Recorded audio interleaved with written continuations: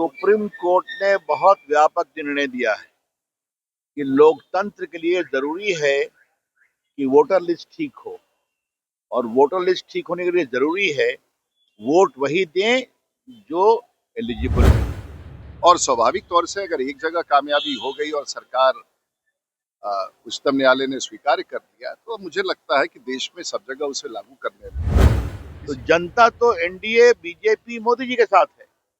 अब राहुल गांधी छोटे हैं कि बड़े हैं हमको पता नहीं है, लेकिन बार बार अपनी पार्टी को हरवाते हैं।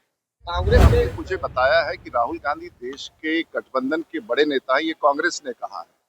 ममता बनर्जी से पूछ लीजिए वो है कि नहीं।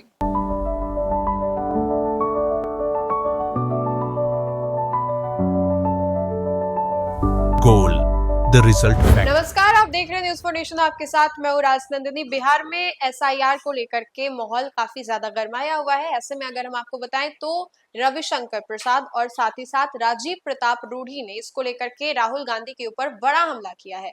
उन्होंने कहा है कि राहुल गांधी को पहले अपनी पार्टी के ऊपर ध्यान देना चाहिए, उसके बाद इन सभी मुद्दों में दखल अंदाजी करनी चाहिए। इसके अलावा अगर हम आपको बताएं तो राजीव प्रताप रूढ़ी ने साफ तौर पर कहा है कि एसआईआर वाले मुद्दे को लेकर के सुप्रीम कोर्ट ने भी फैसला सुनाया है, इसमें कोई खामी नहीं और ये प्रक्रिया जारी रहेगी। अब ऐसे में रविशंकर प्रसाद उन्होंने राहुल गांधी को लेकर के कहा है कि राहुल गांधी जी क्यों सोच रहे हैं, खुद को सुप्रीम रोल क्यों वो देना चाह रहे हैं। राहुल गांधी को पहले अपनी पार्टी के ऊपर ध्यान देना चाहिए। और जो विपक्षी दल ये कह रहे हैं कि राहुल गांधी इस बार बड़ी भूमिका में रहेंगे, इन सभी चीजों को लेकर के राजीव प्रताप रूढ़ी क्या कुछ कह रहे हैं, साथ ही साथ रविशंकर प्रसाद क्या कुछ कह रहे हैं, हम आपको उन दोनों के बयानों के साथ छोड़े जाते हैं।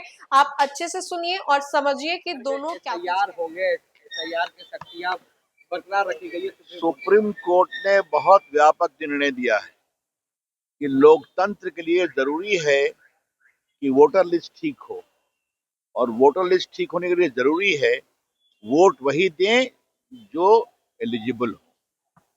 तो ये जो पूरा हल्ला, आरजेडी के नेता, टीएमसी के नेता, कांग्रेस के नेता सब गए थे सुप्रीम कोर्ट, कितनी सुनवाई चली, सुप्रीम कोर्ट ने फैसला कर दिया। और जनता ने बंगाल में फैसला किया, जनता ने बिहार में फैसला किया।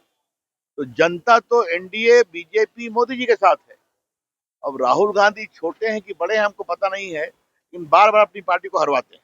कांग्रेस के बड़े नेता ने दावा किया कि राहुल गांधी इंडिया गठबंधन के बड़े नेता हैं, उन्हीं के नेतृत्व में चुनाव लड़ेंगे। हाँ हाँ बिल्कुल, तो मुझे नहीं कहना, ये बाकी जो इंडिया गठबंधन वो बताएं।